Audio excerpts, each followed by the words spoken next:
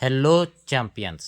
GPSTR ಜೀವವಿಜ್ಞಾನ ಪರೀಕ್ಷೆಯಲ್ಲಿ ಯಶಸ್ಸು ಗಳಿಸ್ಬೇಕು. ಹಾಗಾದರೆ ಏನು ಓದಬೇಕು, ಯಾವ ಪಾಠ ಓದಬೇಕು ಅನ್ನೋದು ತಿಳಿದುಕೊಳ್ಳೋದು ತುಂಬ ಇಂಪಾರ್ಟೆಂಟ್. ಅದಕ್ಕೆ ಟ್ಯೂನಾಗಿ ನಿಮ್ಮ ವಿಜ್ಞಾನ ತರಂಗ ಯೂಟ್ಯೂಬ್ ಚಾನಲ್. ಜೀವವಿಜ್ಞಾನದಲ್ಲಿ ಟಫೆಸ್ಟ್ ಕ್ವಶನ್ ಬರೋದು ಯಾವ ಚಾಪ್ಟರಿಂದ ಗೊತ್ತಾ? ಹಾಗಾದರೆ ಯಾವುದೆಲ್ಲ ಇಂಪಾರ್ಟೆಂಟ್ ಚಾಪ್ಟರ್ ಅಂತ ನೋಡೋಣವೇ ಬನ್ನಿ. ಹಾಗಾದರೆ GPSTR ಜೀವವಿಜ್ಞಾನ ನೀವು ಸಿಲೆಕ್ಟ್ ಆಗ್ತಿರೋ ಇಲ್ವೋ ಅನ್ನೋದು ಒಂದು ಚಾಪ್ಟರ್ ಡಿಟರ್ಮೈನ್ ಮಾಡುತ್ತೆ. ಅದು ಯಾವುದಂದರೆ ಸೆಲ್ ಬಯಾಲಜಿ. ಹೌದಾ? ಸ್ಟಡಿ ಆಫ್ ಸೆಲ್ಸ್ ಅಂತಲೂ ಕರಿತೀವಲ್ಲ, ಅದುವೇ ಸೆಲ್ ಬಯಾಲಜಿ. ನಾವು ಟಫೆಸ್ಟ್ ಕ್ವಶನನ್ನು ಈ ಚಾಪ್ಟರಿಂದ ಎಕ್ಸ್ಪೆಕ್ಟ್ ಮಾಡ್ತೀವಿ. ನೆಕ್ಸ್ಟ್ ಚಾಪ್ಟರ್ ಯಾವುದು ಅಂದರೆ ಲೈಫ್ ಆನ್ ದಿಸ್ ಅರ್ತ್, ಜೀವ ಜಗತ್ತಲ್ಲಿ ಡಿಫ್ರೆಂಟ್ ಫೈಲಮ್ಸ್ ಬಗ್ಗೆ ನಮಗೆ ಪ್ರಶ್ನೆಗಳನ್ನು ಕೇಳ್ತಾರೆ. ಅಲ್ಲದೆ ಬೇರೆ ಬೇರೆ ಕಾರ್ಡೆಟ್ಸ್, ನಾನ್ ಕಾರ್ಡೆಟ್ಸ್ಗಳ ಗುಣಲಕ್ಷಣಗಳ ಬಗ್ಗೆ ಪ್ರಶ್ನೆಗಳು ಬರ್ತವೆ. ಅದಕ್ಕೆ ನೀವು ಜೀವ ಜಗತ್ತನ್ನು ಬೇಸಿಕ್ಕಿಂದ ಸ್ಟಡಿ ಮಾಡೋದು ವೆರಿ ಇಂಪಾರ್ಟೆಂಟ್. ಟೆಕ್ಸಾನಮಿ ವೆರಿ ಇಂಪಾರ್ಟೆಂಟ್ ಆಗಿರ್ತದೆ. ಪ್ಲ್ಯಾಂಟ್ ಟೆಕ್ಸಾನಮಿನೂ ಬಂತು, ಎನಿಮಲ್ ಟೆಕ್ಸಾನಮಿನೂ ಬಂತು.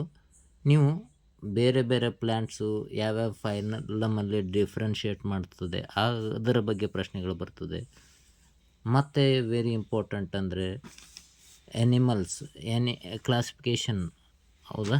ಇಷ್ಟು ಜೀವ ಜಗತ್ತಿನ ಬಗ್ಗೆ. ಆದರೆ ಮುಂದಿನ ಚಾಪ್ಟರ್ ಫುಡ್, ಆಹಾರ.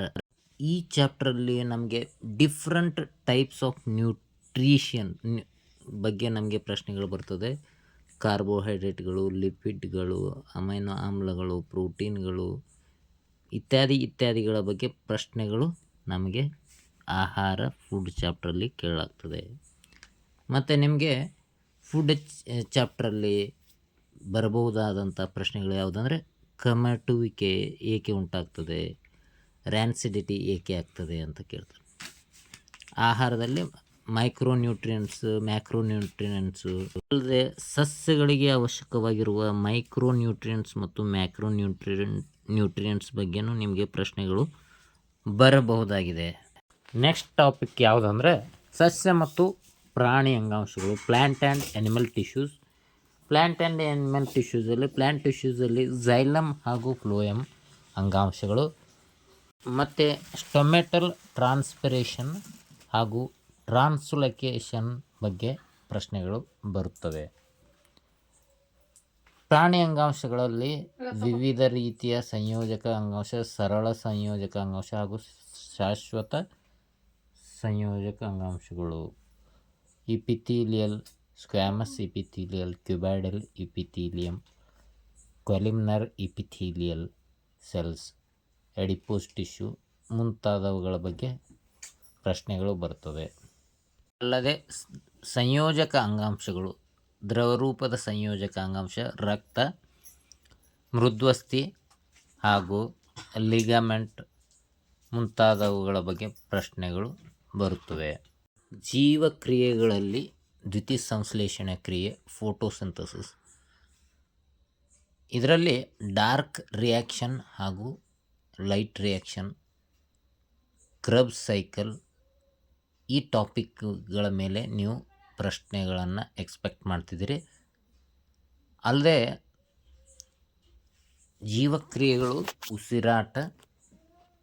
ಉಸಿರಾಟದಲ್ಲಿ ಎರೋಬಿಕ್ ರೆಸ್ಪಿರೇಷನ್, ಅರೋಬಿಕ್ ರೆಸ್ಪಿರೇಷನ್ ಮತ್ತು ಲಿಮಿಟೆಡ್ ರೆಸ್ಪಿರೇಷನ್ ಈ ಒಂದು ಟಾಪಿಕ್ಗಳ ಮೇಲೆ ಪ್ರಶ್ನೆಗಳು ಬರ್ತವೆ.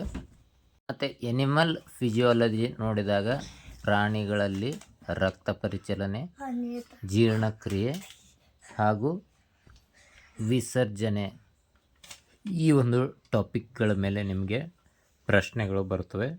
ಇದನ್ನು ನೀವು ಥರೋವಾಗಿ ಇನ್ ಡಿಟೇಲ್ ಆಗಿ ಎನಿಮಲ್ ಫಿಸಿಯಾಲಜಿಯನ್ನು ಓದಬೇಕು. ಇಲ್ಲಿ ನರವ್ಯವಸ್ಥೆಯಲ್ಲಿ ಕೇಂದ್ರ ನರವ್ಯವಸ್ಥೆ ಹಾಗೂ ಪರಧಿ ನರವ್ಯವಸ್ಥೆಯನ್ನು ಅಭ್ಯಾಸ ಮಾಡಬೇಕಾಗುತ್ತೆ. ಇದರಲ್ಲಿ ಮಿದುಳು ನರಗಳು, cranial nerves and peripheral nerves, ಪರಧಿ ನರಗಳು ನಮಗೆ ಆಟೋನಾಮಸ್ ನರ್ವಸ್ ಸಿಸ್ಟಮನ್ನು ವ್ಯವಸ್ಥೆಯನ್ನು ಜೊತೆಯಾಗಿ ಉಂಟು ಮಾಡ್ತದೆ. ಅಲ್ಲದೆ ನೀವು ನರಕೋಶದ ಬಗ್ಗೆ ಅಭ್ಯಾಸ ಮಾಡಬೇಕಾಗ್ತದೆ. ನರಕೋಶದ ಪ್ರಾಮುಖ್ಯತೆಯನ್ನು, ನರಕೋಶದಲ್ಲಿ ಯಾವ ರೀತಿ ಸಂವೇಗಗಳು ಪ್ರಭಾವ ಆಗ್ತದೆ, ಡೆಂಡ್ರೈಟಿಂದ ಎಕ್ಸಾನ್ಗೆ ಯಾವ ರೀತಿ ನರಾವೇಗಗಳು ವರ್ಗಾವಣೆ ಆಗ್ತದೆ, ಸಿನ್ಯಾಪ್ಸ್ ಅಂದ್ರೇನು, ಇದನ್ನು ನೀವು ಅಭ್ಯಾಸ ಮಾಡಬೇಕಾಗ್ತದೆ. ಈ ಎಲ್ಲ ಒಂದು ಟಾಪಿಕ್ಕನ್ನು ಈ ನರ್ವಸ್ ಸಿಸ್ಟಮಲ್ಲಿ ನೀವು ಕವರ್ ಮಾಡಬೇಕಾಗ್ತದೆ. ಇವುಗಳನ್ನು ನೀವು ಥರೋವಾಗಿ ಓದಿದರೆ ನಿಮಗೆ ಪರೀಕ್ಷೆಯನ್ನು ಬರೆಯೋದು ಭಾಳ ಸುಲಭ ಆಗುತ್ತೆ. ನಿಮಗೆ ಎಂಡೋಕ್ರೈನ್ ಮತ್ತು ಎಕ್ಸೋಕ್ರೈನ್ ಗ್ಲ್ಯಾಂಡ್ಸ್ ಬಗ್ಗೆ, ಅಂತಃಸ್ರಾವಕ ಮತ್ತು ಬಾಹ್ಯ ಸ್ರಾವಕ ಗ್ರಂಥಿಗಳ ಮೇಲೆ ಪ್ರಶ್ನೆ ಬರ್ತದೆ.